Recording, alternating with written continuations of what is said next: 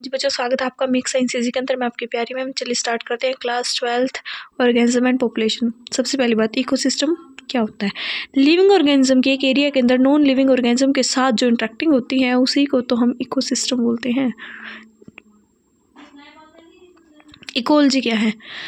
Study करना inter relation between living organism with their physical and biological environment. Living organism की उसके physical या biological environment के साथ जो स्टडी करना है, जो इंटर रिलेशन करना है, उसको बोलते हैं इकोसिस्टम। अब बायोलॉजिकल इन्वायरमेंट होता है बायोटिक फैक्टर यानी लिविंग, और फिजिकल इन्वायरमेंट होता है एबायोटिक फैक्टर यानी नॉन लिविंग।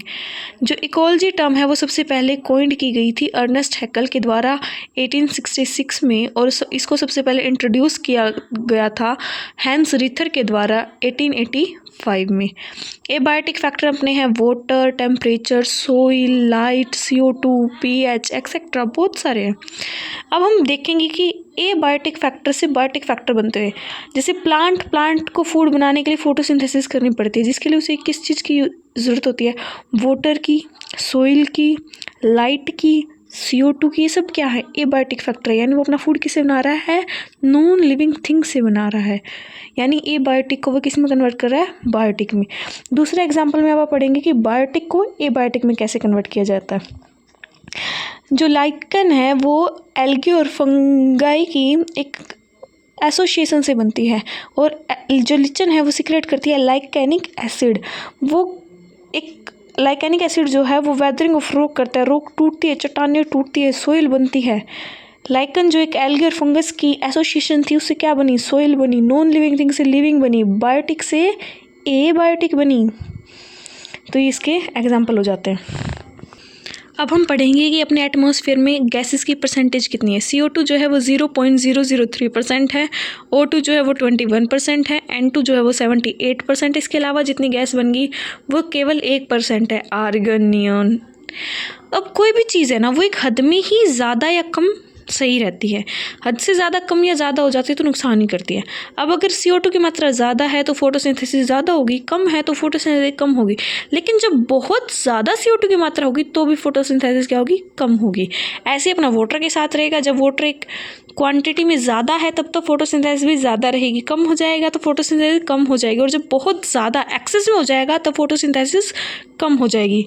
सेम लाइट के साथ रहेगा। अगर लाइट बहुत ज़्यादा मात्रा में हो जाएगी, जो उसके अंदर लीफ के अंदर जो क्लोरोफिल प्रेजेंट होगी वो ब्रस्ट हो जाएगी, ब्लीचिंग ऑफ क्लोरोफिल हो जाएगी, जिसकी वजह से फोटोसिंथेसिस क्या हो जाएगी? कम हो जाएगी। जो हाई इंटेंसिटी की लाइट है वो क्या कर देती है? क्लोरोफिल को ब्रस्ट कर देती है, जला देती है। टेम्परेचर के साथ भी सेम रहेगा। एक अधिक मात्रा तक अगर टेम्परेचर ज़्यादा है तो फोटोसिंथेसिस ज़्यादा होगी, कम है तो कम होगी, और जब बहुत ज़्यादा टेम्परेचर हो जाएगा तो भी फोटोसिंथेसिस कम होगी। Abiotic factor, light and water. अब देखिए, ये अपना एक कोई वाटर बॉडी है। वाटर बॉडी, सबसे पहली बात, जो सन की लाइट है ना वो केवल 30 सेंटीमीटर डीप ही जा सकती है किसी वाटर बॉडी के। जहाँ तक लाइट जा रही है वो क्या हो गया? फोटोसिंथेसिस जोन हो गया। वहाँ फोटोसिंथेसिस हो सकती है, क्यों? लाइट पहुँच रही है। तो कौन सा जोन हो गया? Photic zone. Photic light present है क्योंकि, और इसका नाम क्या दे दिया? Limnetic zone. यानी जहाँ तक लाइट जा रही है वो क्या हो गया? Limnetic zone. उससे नीचे लाइट नहीं जा रही है। अब लाइट नहीं जा रही तो ऑटोट्रोफ्स वहाँ हो नहीं सकते, तो क्या होंगे? वहाँ हेट्रोट्रोफ होंगे। किस पे डिपेंड करेंगे वो? फोटिक जोन वाले पे। किनको खाएंगे? इनको खाएंगे। A40 का मतलब लाइट एब्सेंट। फोटिक मैंने लाइट बताया, A मीन्स एब्सेंट, लाइट क्या है? एब्सेंट। इस जोन को क्या बोल दिया? Profundal zone. उसके नीचे जो जोन है बेंथोस जोन, बेंथोस स्पीसीज बोल दिया जाता है यहाँ रहने वाली स्पीसीज को। और ये क्या है? प्रेजेंट कहाँ है? बॉटम पे। इन डीपेस्ट ऑफ सी, जो सबसे नीचे है बॉटम में, वहाँ क्या प्रेजेंट होती है? Red algae. एल्गी क्या होती है? वो तो फोटोट्रोप्स होती है, ऑटोट्रोफ होती है। ऑटोट्रोफ होती है, इसका मतलब कि बेंथोस जोन में भी क्या हो रही है?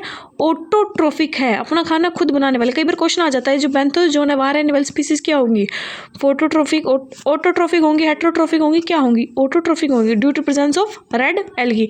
अब बिल्कुल किनारे किनारे पे ये पानी, ये बिल्कुल किनारा, जो बिल्कुल किनारे पे है समुद्र के, आधे समुद्र में, कभी पानी में, बिल्कुल किनारे पे जो रहती है उनको बोल देती है एज स्पीसीज। एज इफेक्ट देखा जाता है यहाँ पे। और इस जोन को क्या बोल देते हैं? लिथोरल जोन, जमीन वाला जोन, लिथोरल जोन। होप समझ आ गया होगा। टेम्परेचर जो है वो मेन आयोबैटिक फैक्टर है, मेन एबायोटिक फैक्टर है। दो टाइप के ऑर्गेनिज्म होते हैं टेम्परेचर के बेस पे, यूरीथर्मल, स्टेनोथर्मल, जो बहुत वाइड रेंज में ऑफ टेम्परेचर में रह सकते हैं।